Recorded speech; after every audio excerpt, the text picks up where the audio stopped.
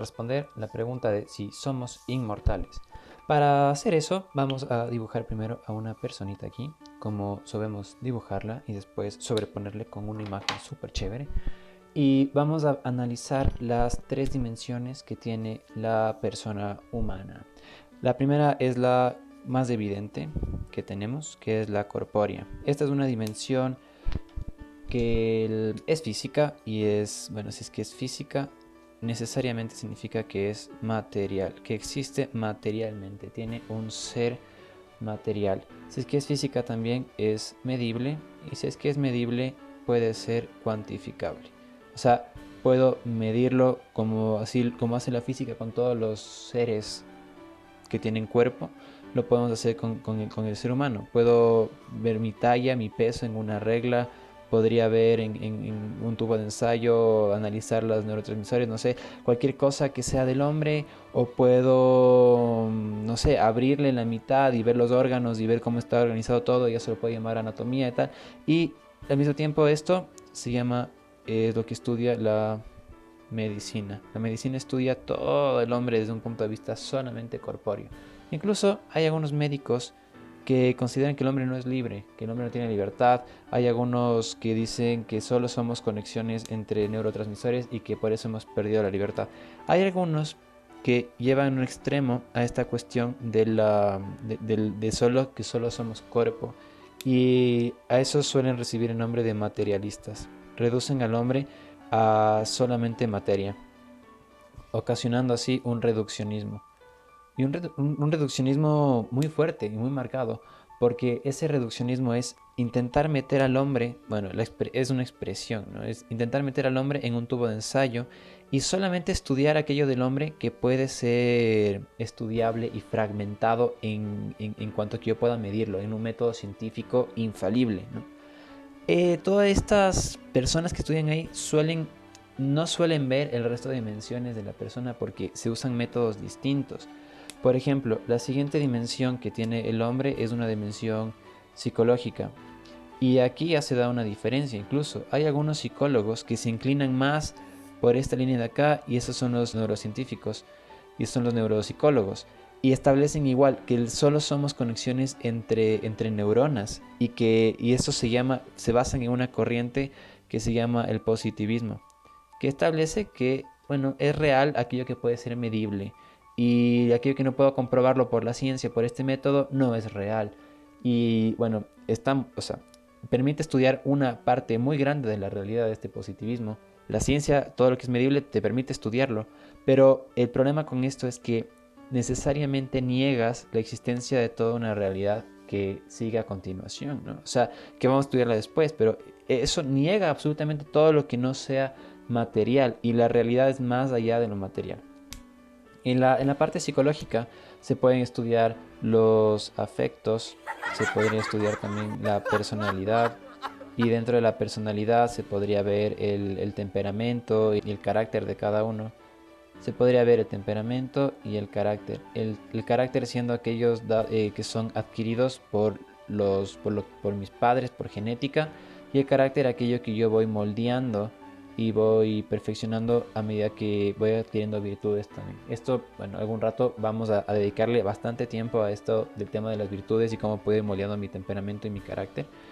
Y bueno, básicamente, como te digo, hay psicólogos que son neurocientíficos que se basan más en este lado positivista y hay otros incluso que se van a otro lado que es más humanista y rescatan muchos temas de la persona, por ejemplo el tema de la libertad. Y ahí el, hay una corriente nueva, bueno, no es tan nueva, pero bueno, relativamente nueva, que es el, la logoterapia. La logoterapia, por ejemplo, toma muy en cuenta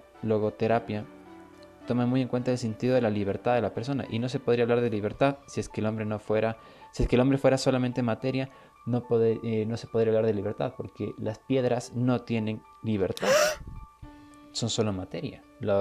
Estos marcadores tampoco. Esto tampoco tiene libertad porque es solamente materia. La siguiente dimensión, y esta es la más importante, es la dimensión espiritual.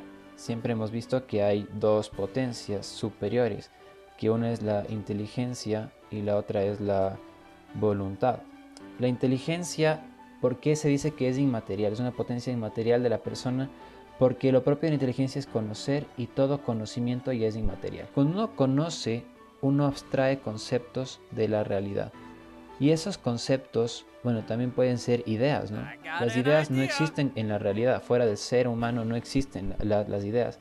Y esos conceptos incluso pueden ser irreales. O sea, un matemático que estudia los números se puede dar cuenta de que los números en la realidad no existen, solo existen en su cabeza. Y que además hay números que, bueno, la raíz de 3, ¿no? Uno dice, este número es, hasta ellos mismos le llaman el número irracional, ¿no? Porque es complejo de, tiene una función que se divide este número y bueno, es toda una explicación de por qué se llaman irracionales. Pero otros conceptos, por ejemplo, el concepto de la nada, o el concepto de número cero, son muy curiosos porque la inteligencia logra captar estos conceptos, pero en la realidad no existen. O sea, la inteligencia, estas cuestiones no existen en la realidad. No existen. El concepto de la nada es la ausencia del ser y no se podría estudiar ni siquiera desde el punto de vista físico, nada, porque no tiene ser, no se puede estudiar. La inteligencia puede entender que existe la nada porque la inteligencia no es material, porque a pesar de que no existen, podemos pensarlos. Esto es lo que nos lleva a pensar que hay una parte inmaterial en el ser humano. Y es curioso porque la inteligencia permite al hombre pensar que piensa.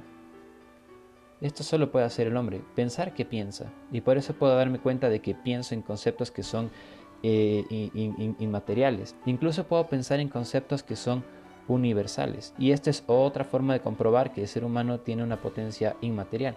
Lo universal en la realidad no existe. O sea, aquí si está el planeta, en el planeta no existe el concepto de todos los gatos, por ejemplo. O el concepto de gatos. Solo existen en el universo, solo existen los gatos individuales. No existen todos los gatos. Existe un gato, existe otro gato, pero no existe el concepto universal de gatos. Eso existe en la persona, pero no existe afuera del ser humano. Eso es muy curioso. O sea, si es que logras entender esto, es muy curioso. Y también la voluntad logra querer. O sea, la inteligencia logra pensar lo que pensamos y la voluntad logra querer. O sea, yo quiero quererte. Y ese es un deseo, doble deseo de la voluntad. Quiero quererte. O sea, quiero que mi voluntad te quiera. Y eso es lo que nos permite y lo que va a permitir al hombre incluso amar. Y el amar presupone, como habíamos visto en un video, libertad. Y la libertad es la unión entre la inteligencia y la voluntad, es el juego entre estas dos potencias. Y para decir que el hombre es libre es porque no puedo meter, y esto es muy importante entenderlo, no puedo meter a la libertad en un tubo de ensayo. No puedo, es imposible, porque o no, en un tubo de ensayo o en un método medible tal, porque no puedo medir al hombre, no puedo meter al hombre en un tubo de ensayo y pensar que lo estoy estudiando completamente, porque el hombre tiene potencias y tiene capacidades que son mucho más fuertes que solo lo material. Y eso, o sea, hasta acá, todo lo que viene para acá arriba solamente puede ser estudiado por medio de la razón. No se puede estudiar de otra forma. Lo de acá abajo se puede estudiar con muchísimas ciencias, con el método científico, con el método empirista, con el método que tú quieras. Pero de acá para arriba solamente se puede estudiar con la razón y se puede llegar a eso. Ahora, ¿cómo puedo comprobar que soy inmortal? Porque lo espiritual no puede morir. Porque la muerte es corpórea. O sea, si es que yo cuando ya cumpla lo suficiente o cumpla, no sé, mi misión en la vida o cuando me peguen un tiro y me muera o lo que sea, voy a morir. Pero lo que muere es mi cuerpo. Porque mi espíritu, al no ser material, no puede morir. Porque la muerte es un concepto meramente físico y es mediamente material. Yo puedo ver que todo lo material puede morir, lo que tiene vida, ¿no? Y lo espiritual en cambio no muere. Y por eso se dice que la inteligencia y la voluntad son inmateriales y que el hombre por eso no va a morir. Este es un concepto que se ha tratado en la filosofía desde hace siglos o milenios. Todos los filósofos han cuestionado si es que existe, si es que el hombre es o no inmortal. Y eso es muy importante o sea, mi vida no va a ser la misma si es que no me doy cuenta. sea, si es que me doy cuenta que soy inmaterial, mi vida tal vez no sea la misma que si es que yo pienso que soy material. Y quiero que analicemos el porqué de eso.